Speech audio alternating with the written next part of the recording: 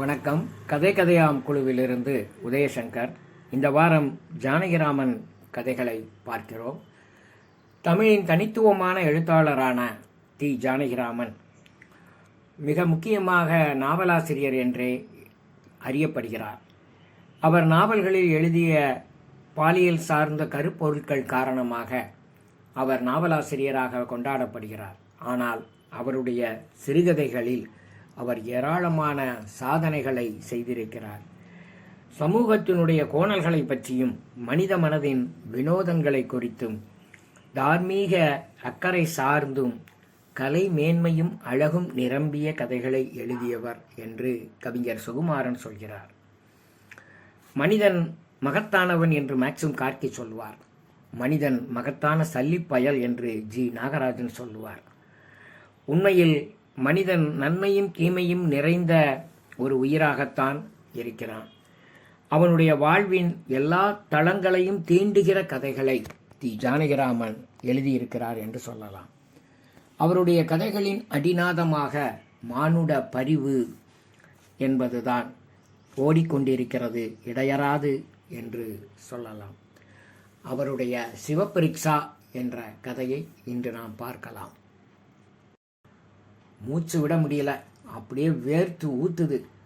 தோள்பட்டை வலி எடுக்குது. மேலே தூக்கி கையை வச்சு பிடிச்சிருந்து கையை மாற்றிக்கிடவும் முடியலை.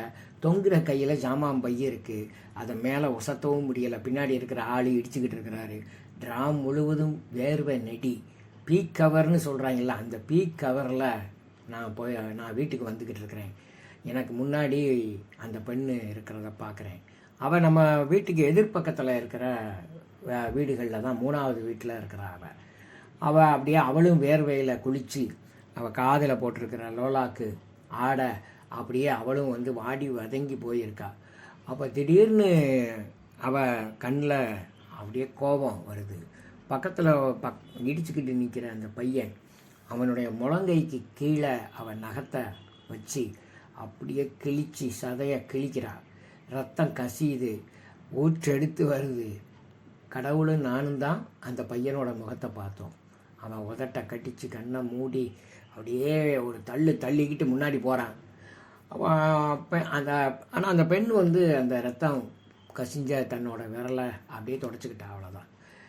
அவள் சாதாரணமான நகம்தான், கூர்மையான நகமும் கிடையாது. ஆனால் சுற்றி முற்றி பார்த்துட்டு என்னையும் பார்த்தா. உடனே நான் முகத்தை திருப்பிக்கிட்டேன். சப்பா தாங்கலையே புழுக்கம் அப்படின்னு அழுத்துக்கிட்டா அவள். உடனே பக்கத்தில் உட்காந்துருந்த பொண்ணு, ஒரு பொம்பளை, 2 ரெக்கை கட்டினா சரியாக போடும் அப்படின்னு சொன்னான். அந்த ரெக்கையிலையும் 10 பேர் உட்காந்துருவாங்க அப்படின்னு சொல்லி அந்த பொண்ணு சிரிச்சா. இப்போ தான் இவ்வளவு கோவப்பட்ட பொண்ணு உடனே சிரிக்கிறாளே, என்ன ஆச்சரியம்னு நான் நினச்சேன். இடம் வந்துச்சு. இறங்கி நான் நடக்கும்போது அவள் எனக்கு முன்னாடி போகிறவ கால் விரல்லாம் நசுங்கிருச்சப்பா அப்படின்னு சொல்லிக்கிட்டே இறங்கினான். ரத்தம் கூட தான் பீச்சி அடிச்சது அப்படின்னு நான் சொன்னேன். ஓ, நீங்கள் பார்த்தீங்களா? வேற ஒருத்தரும் பார்க்கலன்னு தான் நினைக்கிறேன். பின்ன என்ன சார் பண்ணுறது? இந்த வருஷத்தோட ஸ்கூல் முடியுது. நான் காலேஜ் போகணும், பிஏ எம்ஏ படிக்கணும். உருப்படியாக படித்து முடித்து வரணும். நின்றுக்கிட்டெல்லாம் வர்றேன் சார், ஆனால் பேசாமலாங்க வரணும்ல. என்ன பண்ணான்? இடிச்சுக்கிட்டே வரான். சரி, கூட்ட நெருக்கடி பரவாயில்லன்னு பார்த்தா காதுகிட்ட ஊதுறான். லோலாக்கு அசைதான்னு பார்க்குறானா. ஸ்கூலுக்கு போகிறது ஒரு பெரிய கஷ்டம், திரும்பி வர்றது ஒரு பெரிய கஷ்டம். இதெல்லாம் புரிஞ்சுக்கிட வேண்டாமா? நான் வாயை திறக்கலையே பைய, அப்படியே நழுவிட்டானே அப்படின்னு சொன்னேன். திருடனுக்கு தேள் கொட்டின சத்தம் போடுவானா சார்? ஐயோ, என்னை மாத்திரம் அப்படி கிள்ளி இருந்தால் அவ்வளோதான் அப்படின்னு நான் சொன்ன உடனே, உங்களை கிள்ள மாட்டேன் சார், நீங்கள் கோணாமானான்னு ஏதாவது நியூஸ் போட்டுற மாட்டீங்களா? உதவி ஆசிரியராச்சே. உனக்கு எப்படி தெரியும்? மதராஸில் 1 வருஷமாக இருக்கேன். மாடியில் குடியிருக்கிறவங்க யார், ஏற்ற வீட்டில் யார் அப்படின்னு எல்லாத்தையும் எனக்கு தெரியும். எனக்கு சிரிப்பு வந்துச்சு. வயசுக்கு அதிகமான புத்தி. இங்கே தான் சார் இருக்கோம், வீட்டுக்கு வாங்கலேன் அப்படின்னு கூப்பிட்டாப்புல. உடனே வீட்டுக்கு உள்ளே நுழைஞ்சி போனேன். உட்காருங்க சார், அப்பா அப்பா அப்படின்னு அந்த பொண்ணு கூப்பிட்டா. உடனே மாடியிலிருந்து ஏமா அப்படின்னு குரல் வந்தது. கொஞ்சம் கீழே வாங்கப்பா. மணியனு மூக்கு கண்ணாடியும் விரல் வச்ச புஸ்தகத்தோட அப்பா கீழே இறங்கி வந்தார். நமஸ்காரம். இவரை தெரியுமாப்பா உங்களுக்கு? பார்த்த மாதிரி இருக்குது. இதோ இங்கே தான் இருக்கேன், எடுத்த வரிசையில் தான் குடியிருக்கிறேன் அப்படி. ஓ அப்படியா, சப் எடிட்டரப்பா, நீங்கள் கையில் வச்சுருக்கிறீ அந்த பேப்பரில் தான். ஓ அப்படியா, ரொம்ப சந்தோஷம், நீங்கள் பேசிகிட்டு இருங்க சார், இந்த வந்துடுறேன் அப்படின்னு சொல்லிட்டு உள்ளே போகிறவ அவருக்கு அப்பா சொல்லிக்கிட்டு இருந்தார். மதராஸுக்கு வந்து 1 வருஷம் ஆச்சு, மெட்ராஸுக்கு வந்து. சிதம்பரம் சொந்த ஊர், தாசில்தாராக இருந்து ரிட்டையர்ட் ஆகி 2 வருஷம் ஆச்சு. குழந்தைகள், நிறைய குழந்தைகள் பிறந்தாலும் எல்லாருமே தவறி போயிட்டாங்க. இப்போ இருக்கிறது இந்த ஒரு பொண்ணு மட்டும்தான். அதனால் அந்த ஊர் பிடிக்காமல் மெட்ராஸுக்கு வந்துட்டேன் அப்படின்னு சொன்னார். குழந்தை எம்ஏ பிஏ படிக்கணும்னு சொல்லிக்கிட்டு இருக்கிறா அப்படின்னாரு. அப்போ அந்த நேரத்தில் காப்பியோடு வந்த பொண்ணு, இந்தாங்க சார். எதுக்குமா, வீட்டில் வேறு நான் போய் குடிக்கணுமே. பரவாயில்ல சார், சும்மா குடிங்க சார். சரி சரி, உன்கிட்ட வம்பு பண்ண முடியாதுப்பா. அவருக்கு தெரியுமா நீ வம்புக்காரின்னு அப்படின்னு அப்பா கேட்குறாரு. ஏன், யாரையாவது அடிச்சியா? அடிக்கலப்பா, கிள்ளினேன், ரத்தம் வர்றது வரைக்கும் கிள்ளினேன். என்னது? ஆமாம், நின்றுக்கிட்டே வந்தேன், காதில் வந்து ஊதுறான், நகத்தை அப்படியே வச்சு ஒரு கிள்ளிட்டேன். அப்படி சத்தம் போடாமல் ஓடி போயிட்டான். நல்லா தைரியசாலி சார், தைரியசாலியாவது ஒன்றாவது சார். எனக்கு தான் கஷ்டமாக இருக்குது, உங்களுக்கு என்ன கஷ்டம், நான் பார்த்துக்கிறேன். பொழுது விடிஞ்சதில் இருந்து அப்பா என் கூடயே இருக்க முடியுமா, நீங்களே சொல்லுங்கள் சார் அப்படின்னு அந்த பொண்ணு சொன்னான்.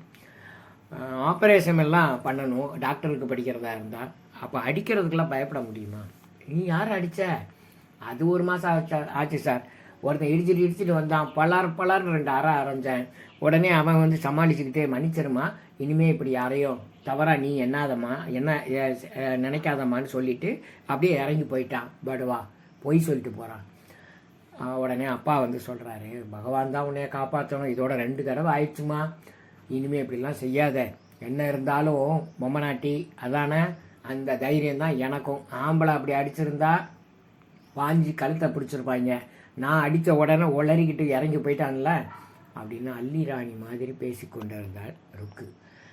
பயந்து சாக முடியுமா சார்? அப்பாவுக்கு எப்போ பார்த்தாலும் பயம். கணக்கு பிள்ளை மொட்டை பெட்டிஷன் போட்டுருவானோன்னு பயம், ரெவன்யூ இன்ஸ்பெக்டர் டெப்டி கலெக்டர்கிட்ட கோல் சொல்லிடுவானோன்னு பயம், மிராஸ்தார் லஞ்சம் கொடுக்க வந்திருக்கானோன்னு பயம். இப்படியே பயந்தே அவர் ரிட்டையர்ட் ஆகிட்டார். இனி நான் ரிட்டையர்ட் ஆகிற வரைக்கும் அவர் பயப்படுவார் அப்படின்னு சொல்லிக்கிட்டு இருந்ததும் சொல்லி சிரிக்கிறார். இன்றைக்கி ட்ராம் இல்லை, அந்த தெருவு அமைதியாக இருக்குது. இப்போ காலேஜுக்கு போயிட்டா ருக்கு. பழைய ருக்குவா இவ? எவ்வளவு அழகான ஒரு பொண்ணாக மாறிட்டா. அட ருக்கு, திடீர்னு அவள் ஏறுறதை பார்க்குறேன். அது ஒரு சின்ன நீல கார். அந்த காரில் பின்னாடி பின் சீட்டில் உட்காந்துருக்கிறா ருக்கு. காரை ஓட்டின இளைஞன் ஒரு 22 வயசு இருக்கும். நான் மாம்பழம் பஸ்ஸுக்காக காத்துக்கிட்டு இருக்கும்போது அந்த கார் என் பக்கத்தில் வந்து நிற்கிது.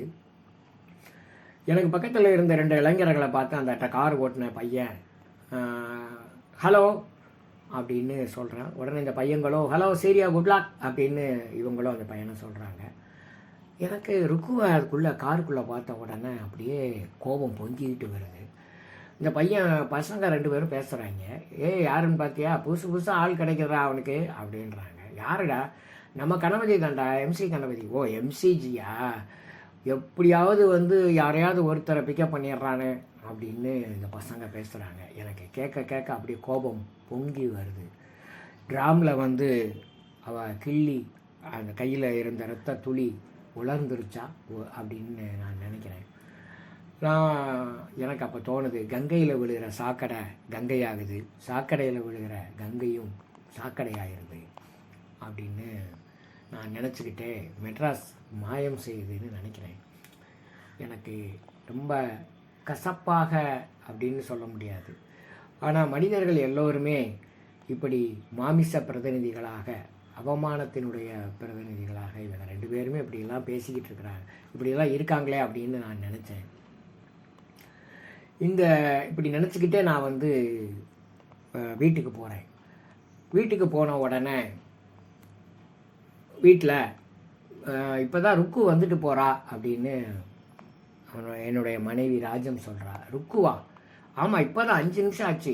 என்ன விசேஷமா? சும்மா தான் பார்த்துட்டு போகலாம்னு வந்தேன்னா, முடிஞ்சால் உங்களை வர சொன்னால், அவசரம் ஒன்றும் இல்லையா, வராட்டி காலையில் வந்து பார்த்துக்கிறேன்னு சொல்லியிருக்கா. என்னடா இது அப்படின்னு நான் யோசிக்கிறேன். ஒன்றுமே சொல்லலையா? இல்லையே, எனக்கு சாப்பாட்டில் கூட மனம் செல்லலை. உடனே அப்படியே வேகமாக சாப்பிட்டுட்டு நேராக ருக்கு வீட்டுக்கு போகிறேன். என்ன சார், வாங்கோ வாங்கோ, ருக்கு ருக்கு அப்படின்னு அவர் கூப்பிட்டார். ருக்குவினுடைய அப்பா கூப்பிடுறாரு. ஏன்பா சாப்பிட்றியா? ஆமாம் சார் வந்திருக்கார். சப் எடிட்டர் சாரா? ஆமாம் இந்த வந்துட்டேன் சப் எடிட்டர் சார் அப்படின்னு சொல்லிட்டு வேகமாக சாப்பிட்டுட்டு ஓடி வாரா. சாப்பிட்டாச்சா சார்? சாப்பிட்டம்மா. சாப்பிட்டா கோபம் குறைஞ்சிரும்ல அப்படின்னு அவர் சொல்கிறாரு. என்னம்மா சொல்கிற? தெரியும் சார். என்ன தெரியும்? பாண்டி பஜாரில் நான் இறங்கி போகும்போது பார்த்தேன். உங்கள் மூஞ்சி நல்லா இல்லை, வதங்கி சுருங்கி சூடு போட்ட கண்ணுக்குட்டி மாதிரி இருந்தது. ஓ, நீ மாம்பழம் போயிருந்தியா? உங்களுக்கு தெரியாதா? நீங்கள் தான் பார்த்தீங்கள்ல. எதை? நான் காரில் போனதா? எப்போ? ஓ, சாயங்காலமா? பார்த்தேன் அப்படின்னு நான் சமாளித்தேன். மாம்பழம் போகிறது எப்படின்னு நான் மாம்பழம் தான் போகிறேன்னு எப்படி தெரியும் உங்களுக்கு? தெரிஞ்சிருக்காது இல்லையா? காரில் உன்னை பார்த்தேன், எங்கே போகிறேன்னு தெரியாது. நான் ராணடை ஹால் போகிற வரைக்கும் உங்களை பின் ஜன்னல் வழியாக பார்த்துட்டே தான் போனேன். நீங்கள் பட்ட ஆத்திரம், எரிச்சல், கோபம், வேதனை எல்லாம் தெரிஞ்சது. நீ பாட்டுக்கு என்னமோ சொல்லிட்டு போறியம்மா. ஆத்திரம், கோபம், வேதனைன்னு, எரிச்சல் இதெல்லாம் வரலையா சார்? இந்த மாப்பிள்ளை இந்த மாதிரி ரொம்ப சமத்தாலாம் வேண்டியது, சமத்தெல்லாம் காட்டாதீங்க.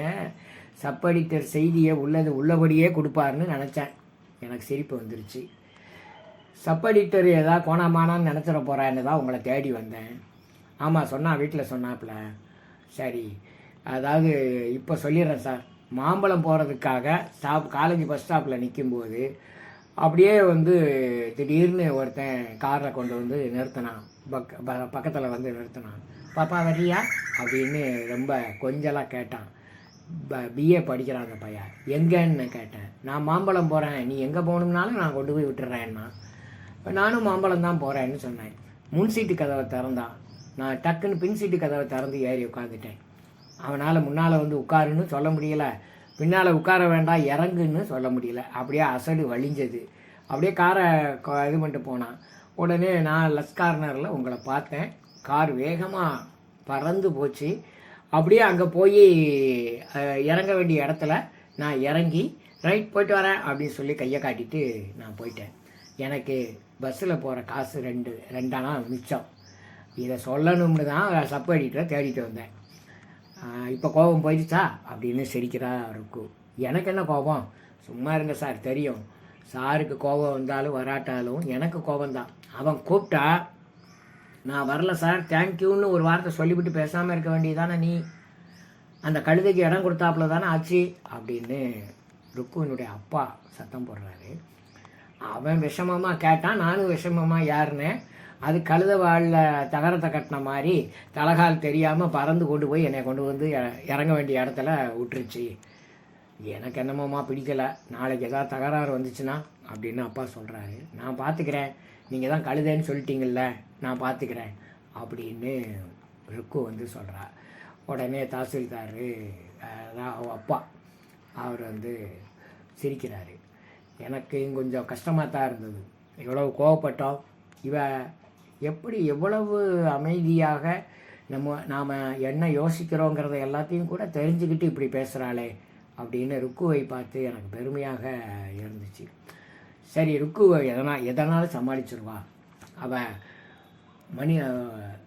ஆண்களை கழுத மாதிரி வாலில் தகரத்தை கட்டி வேடிக்கை பார்க்க முடியும் அவளுக்கு அப்படின்னு நினச்சேன். எலி மாதிரி ஓட செய்ய முடியும், குரங்க ஆட்டுற மாதிரி ஆட்டி வைக்க முடியும். முரட்டு சுவாவந்தான். ஆனால் பேச ஆரம்பித்தா கொஞ்சம் கூட எதிர்பார்க்காத மாதிரி டக்கு டக்கு டக்குன்னு சொல்கிறா அப்படின்னு எனக்கு தோணுச்சு. அவளை பார்த்தா ஒரு நம்பிக்கை வந்தது. அன்றைக்கி பார்த்தது தான். அதுக்கப்புறம் நான் 1 மாதமாக அவளை பார்க்கல. 2-3 முறை அவள் வீட்டுக்கு போனேன். அங்கேயும் அப்போவும் பார்க்க முடியல. அப்போது நான் பேசிக்கிட்டு இருக்கும்போது, பஸ் ஸ்டாப்பில் நின்று பேசிக்கிட்டு இருக்கும்போது, சார் அப்படின்னு சத்தம் கேட்டுச்சு. ஏம்மா நீ பஸ்ஸில் போகலையா? நான் ருக்குவிடம் தான் கேட்டேன். ஏன்னா ருக்கு ஒரு ரிக்ஷாவில் உட்காந்துருந்தா. பக்கத்தில் போய் நின்னேன். இந்த நெருக்கடியில் எப்படி சார் போகிறது? ஆமாம், எனக்கே என்ன செய்ய போகிறோம்னு தெரியலம்மா. கூட்டம் ஏதோ சண்டைக்கு போகிற மாதிரி நிற்கிது, உனக்கு கூடவா முடியலை அப்படின்னு நான் கேட்டேன். ருக்கு சிரிச்சுக்கிட்டே, நீங்கள் கேட்பேன்னு தெரியும், ரிக்ஷாவை பார்த்தேலா? ஒன்றா இருக்குது, சொந்த ரிக்ஷா. சொந்த ரிக்ஷாவா? எப்போ வாங்கினேன்? நேற்றுக்கு தான். இனிமேல் இதில் தான் காலேஜுக்கு போகிறேன். ஏன் தாக்கு பிடிக்க முடியல சார். என்னது உனக்கா? எனக்கா? நான் ஒண்டிக்காரி, என்ன பண்ணுறது? எல்லாரும் ருக்குவாக இருந்தானால சரியாக இருக்கும். அன்றைக்கி பூட்ஸ் காலை வச்சு நன்னா மிதிச்சுட்டான் ஒருத்தன். விரல் காய இன்னும் ஆறலை. அடடா, ஆமாம், துணி சுற்றி இருக்கியே, பிளாஸ்டர் போட்டிருக்கிறேன். எனக்கு ஆச்சரியமாக இருக்குது, ஏமாத்தமாக கூட இருக்குது. பின்ன என்ன சார், உங்களுக்கெல்லாம் காளமாடு மாதிரி பலம் இருக்குது. அந்த மாதிரி பலம் ஒவ்வொரு பொம்மநாட்டிக்கும் வர்ற வரைக்கும் கொஞ்சம் கஷ்டம்தான். இப்போ இருக்கிறது போகாதா? போதும் சார், ஒத்துக்கிறேன். ஒண்டிக்கு என் ஒருத்திக்கு இருந்தால் போதுமா?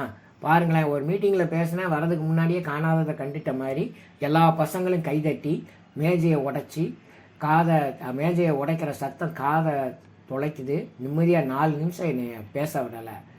அதனால் பசங்களோட ஆண்களோட இந்த ஆர்ப்பாட்டத்தை என்னால் தாங்க முடியலை. இப்படி போனால், ரிக்ஷாவில் போனால் எந்த வம்பும் இல்லாமலாவது போகலான்னு நினைக்கிறேன். காலு நசுங்காமல் இருக்கும். நாளைக்கு மாமியை கூட்டிகிட்டு பீச்சுக்கு போகிறேன். துணைக்கா? பேச்சு துணைக்கு தான் அப்படின்னு சிரிச்சா. வரட்டுமா? நகத்தை கூட ஒட்ட நறுக்கி விட்டேன் சார், பார்த்தேளா அப்படின்னு கையை காட்டினான். ரிக்ஷா நகர்ந்தது. நான் பிரமிப்பு தெளியாமல் அகலாமல் அந்த சிவப்பு ரிக்ஷாவையே பார்த்துக்கிட்டு நின்றுக்கிட்டு இருந்தேன். அந்த பெரிய சிவப்பில் டிராமில் விழுந்த இரத்த துளி மறைவது போல் இருந்தது.